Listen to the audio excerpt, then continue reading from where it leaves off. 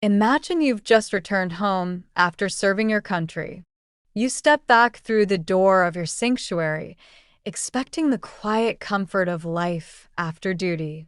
Instead, you're met with flashing cameras, furtive footsteps, and the chilling realization that your sanctuary has been breached.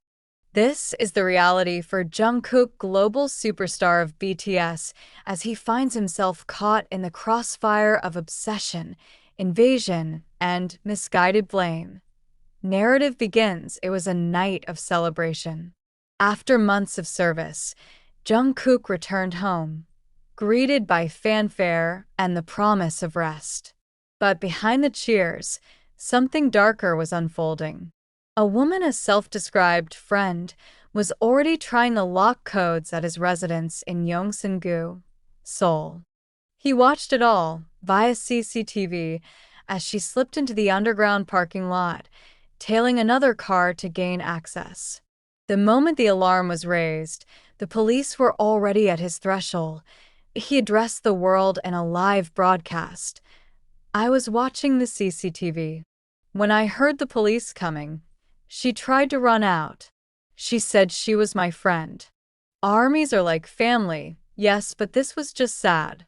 That night his private space turned public, and his sense of safety shattered.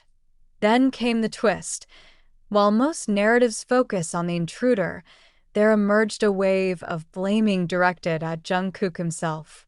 On social media, critics insinuated that through his charm, selfies, or live streams, he had encouraged these dangerous boundaries. They claimed without evidence that by inviting fans so closely into his world, he somehow set this up. The weird accusation took root. I mean, when you do this, just sending mixed signals to your mentally unstable and vulnerable fan, it's an absurd reversal of victim and culprit. Building tension, the pattern didn't stop there. Months later, yet another woman slipped into his property. Late one August night, around 11:20 p.m., the door of the residential building opened behind another car. A security guard noticed. CCTV wound back. Police were dispatched. Once again, Jungkook watched from behind the lens and stepped forward to set boundaries. He said plainly, "If you come, I'll lock you in. Everything is recorded. You'll be dragged to the police station." The warnings echoed not just for the intruders, but for a fandom grappling with its own identity, where support ends and intrusion begins. Mid-story twist. Here's the twist that flips the story. The very fans who adore him started to turn on him.